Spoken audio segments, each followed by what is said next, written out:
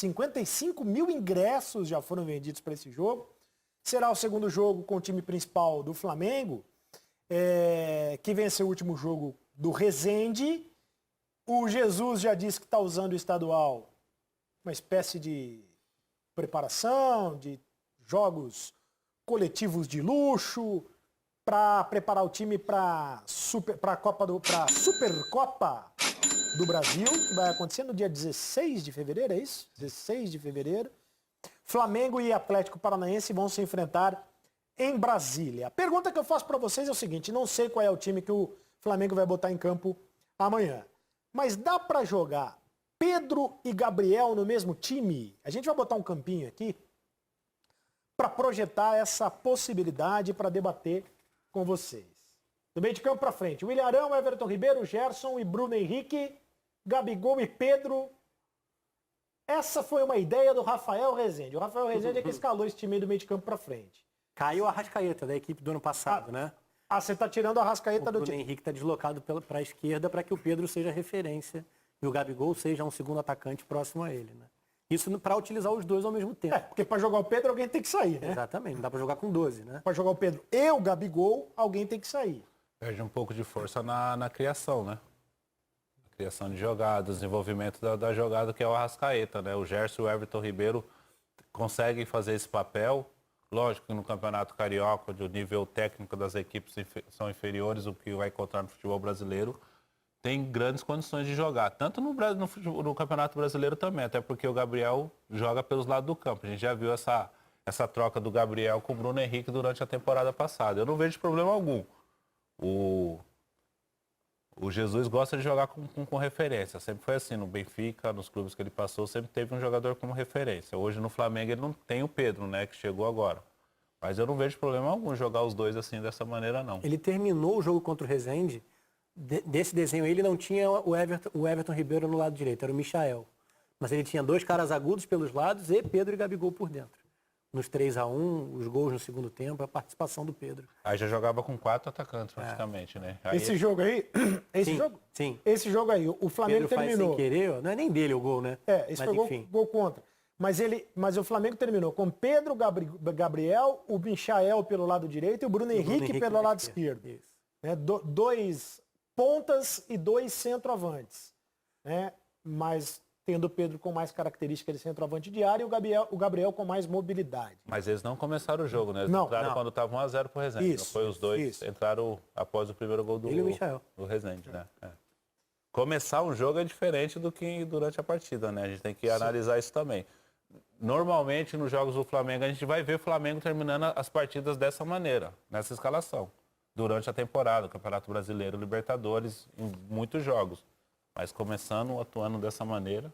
Eu acho que se o Pedro estiver bem, se a resposta dele individual for positiva, o Jesus vai dar um jeito de deixar ele na equipe e, consequentemente, escolher um dos outros para não estarem no time. Agora, é difícil. O Flamengo ganha, né, um leque de opções que pouquíssimos times têm no Brasil, se é que alguém tem esse elenco no Brasil hoje. Né? Para você poder olhar para o banco e mexer no time e fazer alterações, como, por exemplo, Michael. Dá para ir de Michael, Arrascaeta, Vitinho e Pedro Rocha. E Pedro Rocha, bem lembrado, esqueci do Pedro Rocha. Dá para ir com esse quarteto, por exemplo. Por exemplo. Diego, né, na do Gerson. O Diego na do Gerson. Aliás, o Diego jogou o jogo passado, começou, e o Jesus falou que quer premiar o Diego pelo excelente fim de temporada que ele teve. Ele foi muito importante, sobretudo no jogo da Libertadores, né? No jogo contra o River Plate, ele entrou e o Flamengo cresceu quando ele entrou. O Flamengo incorporou muito o elenco. O Thiago Maia. Ao Arão. Você tem 3 zagueiros de confiança. Já tinha o René como um lateral, se não à altura do Felipe Luiz, mas confiável no nosso cenário. Ficou basicamente faltando um reserva para o Rafinha. Pois é, por que o Flamengo não contratou ainda um lateral direito reserva? Talvez? Falou-se muito no Orejuela. Eu fiz o Central do Mercado, né, no mês de janeiro, no comecinho de fevereiro. Não, mês de janeiro todo. E falou-se muito no Orejuela e falou-se muito no Guga. O Orejuela foi para o Grêmio, o Guga está na seleção olímpica. Não sei se de repente o Flamengo ainda vai tentar a contratação do Guga. Porque, de fato, o Rafinha não vai jogar todas as partidas. Agora, tem o moleque da base, o Mateuzinho, né? Que tem sido muito elogiado. Acaba sendo o maior desnível, se a gente for falar entre jogadores regularmente titulares, ou a equipe do ano passado e a equipe que seria a reserva com as chegadas dessa janela. O maior desnível seria a ausência do Rafinha. Então, assim, se tem um ponto, uma função em campo que o Flamengo não atacou, foi a reserva do Rafinha. O restante do elenco é impressionante. Tanto que eu cheguei a comentar aqui um pouco antes do Rodrigo sair de férias. Pareceu um pouco pesado. Esse segundo time do Flamengo, treinado pelo Jesus, num campeonato de 38 rodadas, brigaria com Palmeiras e Santos para ser vice-campeão brasileiro. Ah, mas não é pesado não, é isso aí, eu também acho. Bom, no Rio de Janeiro, hoje a primeira força é o Flamengo, a segunda força é o Flamengo. É o time reserva do Flamengo. No futebol brasileiro, eu não sei se também não é. Se você pegar o time reserva do Flamengo e pegar o time principal Bom, o Santos foi vice-campeão brasileiro, mas está muito enfraquecido. Eu acho que perdeu muitos jogadores. Pode até não ser individualmente, se a gente comparar o Palmeiras. O melhor Palmeiras e o segundo do Flamengo. Mas coletivamente, pelo que foi o trabalho do Jesus, ele aplicando as ideias dele com esses jogadores, tendo tempo para trabalhar, enfim, seria uma equipe difícil de se enfrentar também. Eu acho que essa é a grande vantagem que o Flamengo tem na temporada. Assim, ele vai poder rodar mais o elenco do que fez ano passado. Assim era o Palmeiras 2018, né? Foi. Que usou um segundo time no Brasileiro. Foi. O Palmeiras em 2018, exatamente, usou um time para jogar o Campeonato Brasileiro, outro time para jogar as Copas e ganhou o Campeonato Brasileiro. Tinha o Dudu e o Bruno Henrique de pilares. Exatamente. Acabavam jogando aqui e ali, mas... Eu creio que o projeto do Flamengo para esse ano, porque o que se falou muito no Flamengo no final da temporada do ano passado, o desgaste físico dos jogadores. Chegamos para jogar com o Liverpool na metade da temporada e o Flamengo no final da temporada. Eu acho que esse ano o Jesus vai poder dar esse equilíbrio para a equipe. Eu, ano passado, quando... vai poupar. Não vou poupar, não. Vou botar para jogar. Tem que jogar. O jogador descansa quinta e sexta, sábado treino e domingo tem que correr. Esse ano, não. Ele viu que a temporada brasileira é muito diferente da temporada europeia. Ele sentiu isso, né? Porque você vendo de fora a temporada brasileira é uma coisa. Você estando aqui no dia a dia, vendo como é que é.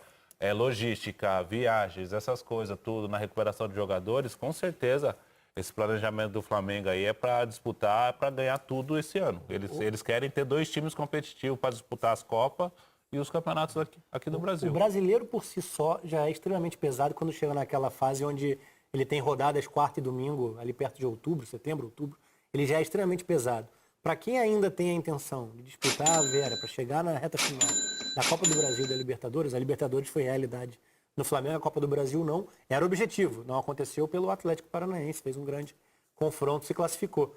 Mas quem tem esse objetivo de atacar as 3, não dá para fazer o que Jesus fez na última temporada. Ele foi muito bem. Ele quebrou até alguns paradigmas, aquela ideia de que não tem como tem. Se você tem um elenco de muita qualidade, tem um trabalho acima dos demais, dá para poupar muito pouco, dá para colocar em campo quase sempre a sua equipe principal e ser superior ao adversário. Mas isso vai cobrar a conta em algum momento. Nem que seja quando você enfrentar adversários no mesmo nível. Foi a final contra o River, de um jogo que o Flamengo encontrou dificuldade, mas conseguiu o título no fim. E a justa comparação da questão da parte física no confronto contra o Liverpool. Você tinha em mente que queria conquistar a Libertadores e chegar no Mundial. Então não adianta você pensar em desculpa pós-jogo contra o Liverpool. Você teria que ter trabalhado de outra forma na origem. E eu imagino que seja essa a intenção em 2020. Até porque o ano passado ele fez isso em 4 meses, né? Sim. Numa temporada de 10 meses nós temos de temporada no Brasil, né? Exceção de janeiro e dezembro é 10 meses. É que dezembro contou pro Flamengo, né? Por causa do Mundial. É isso. Então, ou seja, ele fez isso aí em 4 meses. Ele chegou e falou, vou dar um gás nessa equipe 4 meses, vou ganhar o Brasileiro e a Libertadores, vou buscar o Mundial. Só que agora uma temporada toda, é impossível ele fazer o que ele fez no ano passado. A equipe não vai conseguir render a mesma coisa. Vai ter que rodar o elenco.